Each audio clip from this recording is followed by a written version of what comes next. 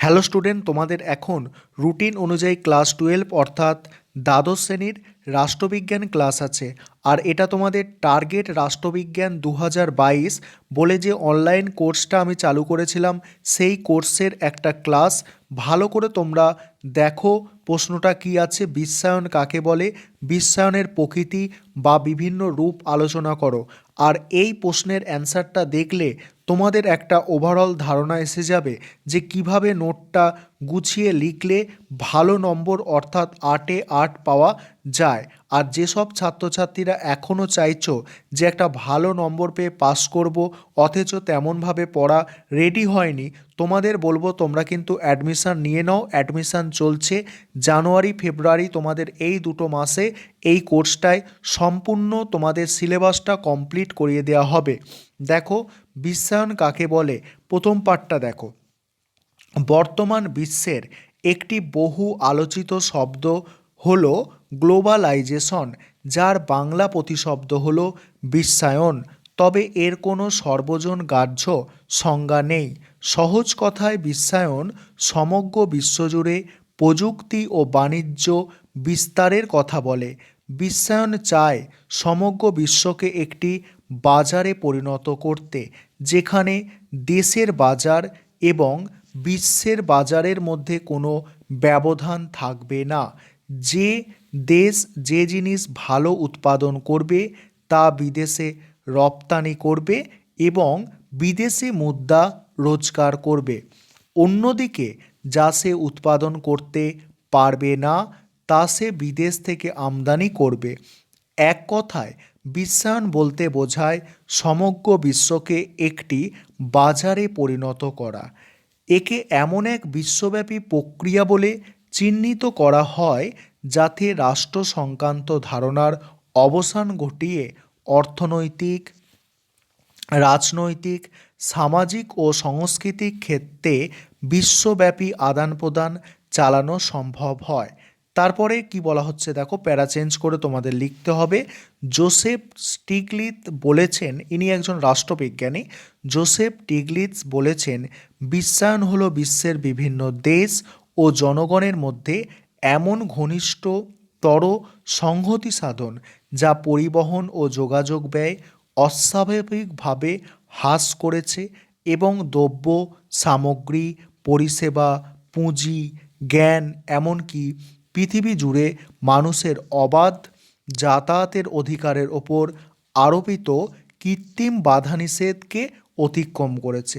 David held বিশ্বায়নকে কার্যকলাপ, মিথস্ক্রিয়া ও ক্ষমতার অন্তঃমহাদেশীয় কিংবা আঞ্চলিক প্রবাহ ও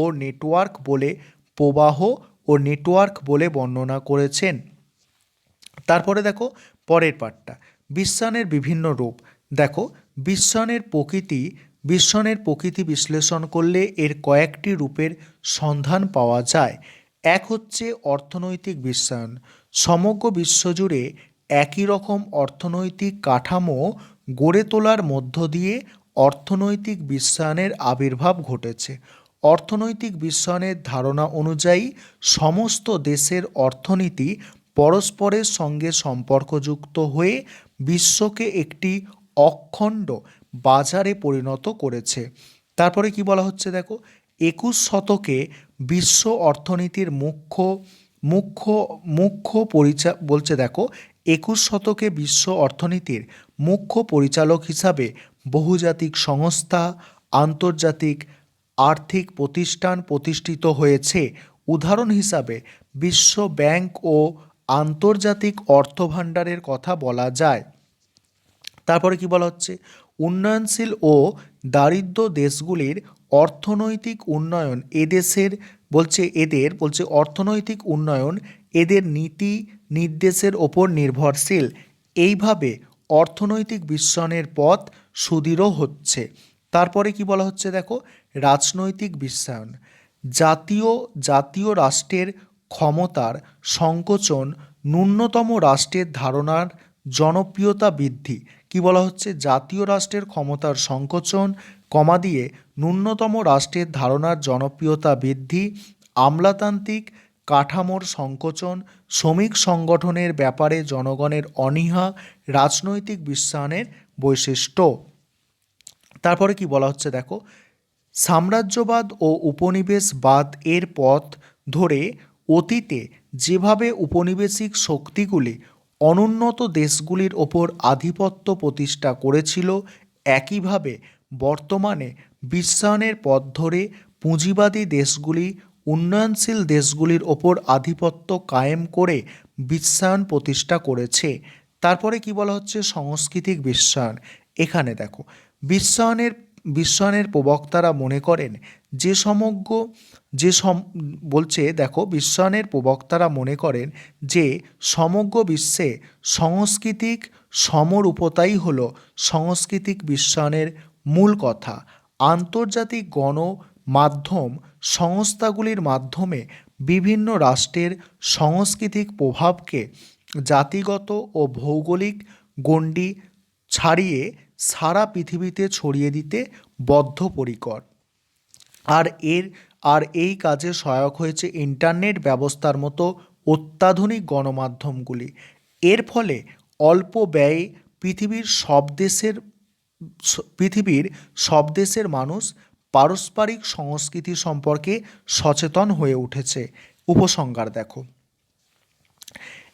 একথা ঠিক যে উন্নত ও উন্নয়নশীল সব দেশে বিশ্বায়ন আজ পরীক্ষার পর্যায়ে রয়েছে, কিন্তু উন্নয়নশীল দেশগুলিতে এর কুফল দেখা দিতে শুরু করেছে। বিশ্বায়ন আজ ধনী ও দরিদ্র দেশগুলির মধ্যে শুধু অর্থনৈতিক বৈষম্য বৃদ্ধি করেনি, উন্নয়নশীল দেশগুলির সাংস্কৃতিক ঐতিহ্য ও জীবনধারাকে বিনষ্ট করেছে। এই ছিল আজকের ক্লাস। যেসব ছাত্রছাত্রীরা এই কোর্সে এখনও অ্যাডমিশন নিতে চাও, তোমরা এই নম্বরে যোগাযোগ করতে পারো, 9123005218। এই কোর্সের টোটাল ফিস হচ্ছে 500 টাকা। তোমাকে অ্যাডমিশান নিলে প্রথমে 300 টাকা দিয়ে অ্যাডমিশান নিতে হবে এবং তোমাকে ফেব্রুয়ারি মাসে 200 টাকা পেমেন্ট করতে হবে, ফেব্রুয়ারি মাসের 3-4 তারিখের মধ্যে। এইভাবে তোমার কোর্স ফিটা থাকছে 500 টাকা। এখানে সমস্ত সিলেবাস তোমাকে কমপ্লিট করানো হবে, অর্থাৎ অধ্যায়ভিত্তিক বড় প্রশ্ন এবং ছোট প্রশ্ন। ছোট প্রশ্নর মধ্যে এসএকিউ প্লাস এমসিকিউ।